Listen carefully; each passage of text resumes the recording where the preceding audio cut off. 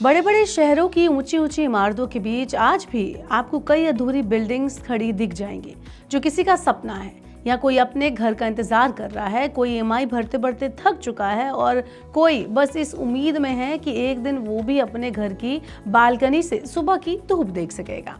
पर उसका वो आलीशान घर, आशियाना, सपना, कुछ भी कह लीजिए आप, अधूरा का अधूरा ही पड़ा हुआ है। लोग बिल्डर और कोर्ट के चक्कर लगाते लगाते थक गए हैं। ऐसे में हाल ही में जस्टिस पीएस नरसिम्हा और जस्टिस जॉय माल्या बागची की बेंच ने इस पर सरकार को जल्द से जल्द गाइडलाइंस बनाने का सुझाव दिया है, जिस पर लगता है कि अब सरकार ने तय किया है कि इस रियल एस्टेट के लंबे चले आ रहे दर्द का इलाज किया जाए। और इसी दिशा में केंद्र सरकार अब एक बड़ा कदम उठाने जा रही है, ताकि जो प्रोजेक्ट सालों से अटके पड़े हैं उन्हें दोबारा से शुरू किया जा सके, और जो डेवलपर्स इंसॉल्वेंसी यानी दिवालियापन के प्रोसेस में फंसे पड़े हैं उन्हें बाहर निकालकर काम फिर से चालू करवाया जा सके। दरअसल मिनिस्ट्री ऑफ कॉर्पोरेट अफेयर्स ने फैसला लिया है कि वो एक इंटर मिनिस्ट्रियल कमेटी बनाएगी, जिसका मकसद होगा ऐसा सिस्टम तैयार करना जिससे अधूरे पड़े रियल एस्टेट प्रोजेक्ट पूरे हो सके, जिससे लोगों का भरोसा दोबारा से लौट सके। इस नई कमेटी में law ministry, housing ministry, IBBI department और फाइनेंशियल सर्विसेज और national institute of urban affairs जैसी एजेंसीज भी शामिल होंगी। सरकार चाहती है कि ये सब मिलकर एक फ्रेमवर्क तैयार करें जो प्रैक्टिकल के साथ साथ इफेक्टिव भी हो, ताकि आने वाले टाइम में कोई भी प्रोजेक्ट सालों तक एटलीस्ट अधूरा ना पड़ा रहे। अब बात करते हैं कि इसकी अर्जेंसी क्या होगी। तो देश भर में करीब 4 लाख से ज़्यादा घर ऐसे हैं जो अभी तक पूरे नहीं हुए हैं, और इन प्रोजेक्ट में 4 लाख करोड़ रुपए से भी ज़्यादा पैसा अटका पड़ा है, फंसा हुआ है। ये उन लाखों परिवारों की उम्मीदों का नुकसान है जिन्होंने अपनी जिंदगी की पूरी कमाई इन फ्लैट्स में लगा दी। रियल एस्टेट का ये जो संकट है वो नया नहीं है। पिछले करीब 8 से 10 साल से ये सेक्टर दिक्कत में है। 2016 में जब इंसॉल्वेंसी एंड बैंक करप्सी कोड लाया गया था, तब से अब तक करीब 8500 कंपनीज के केस एनसीएलटी यानी नेशनल कंपनी लॉ ट्रिब्यूनल में दाखिल हो चुके हैं, और इसका बड़ा हिस्सा रियल एस्टेट और कंस्ट्रक्शन सेक्टर में जुड़ा हुआ है। यानी सिर्फ एक रियल एस्टेट की वजह से पूरे देश का फाइनेंशियल सिस्टम इम्पैक्ट हो रहा है। इसमें आपको बता दें कि स्वामी फंड को लेकर भी कुछ बड़ा सोचा जा रहा है। अब सरकार सोच रही है कि इस फंड का दायरा बढ़ाया जाए, ताकि जो प्रोजेक्ट आईबीसी के तहत इंसॉल्वेंसी में फंसे हुए हैं वो इस फंड से फ़ायदा उठा सकें। अगर ऐसा होता है तो लाखों अटके हुए घरों को दोबारा से उम्मीद मिल जाएगी।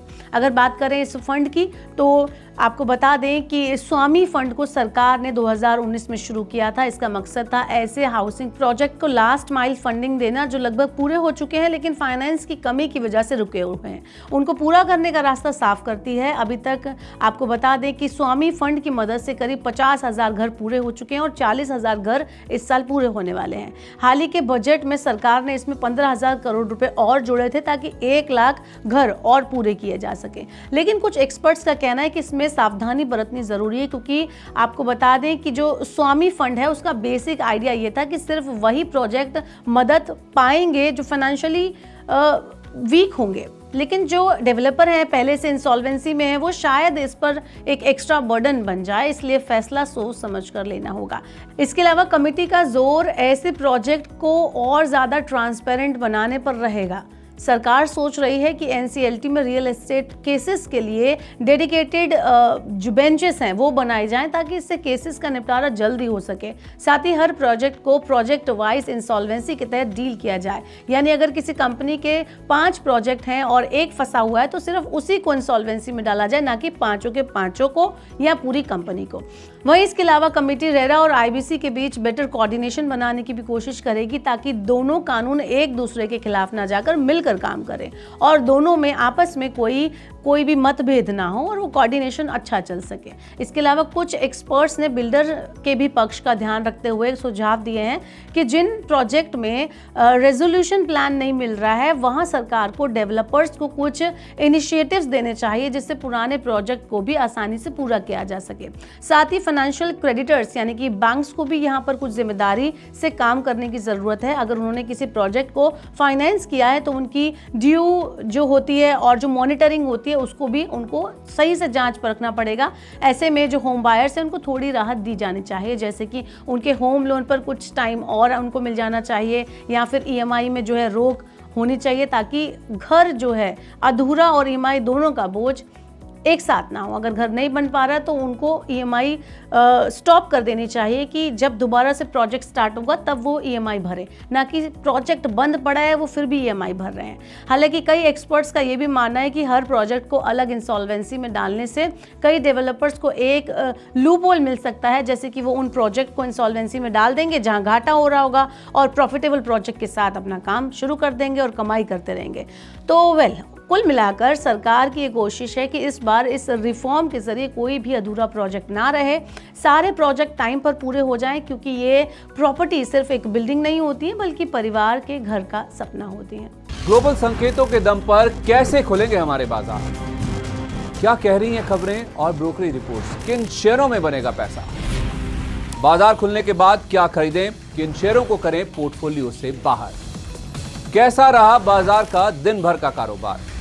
कैसे तैयार करें कल के बाजार की स्ट्रैटेजी? इन सब सवालों के जवाब जानिए मेरे साथ ओपनिंग बज और क्लोजिंग बज में इन वक्त पर सिर्फ मनी 9।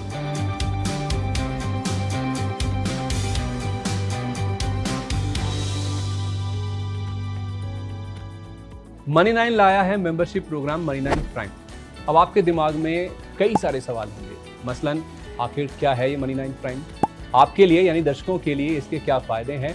और एक बड़ा सवाल ये कि मनी 9 प्राइम से आखिर जुड़ना कैसे है? तो इसकी पूरी जानकारी हम आपको देने जा रहे हैं।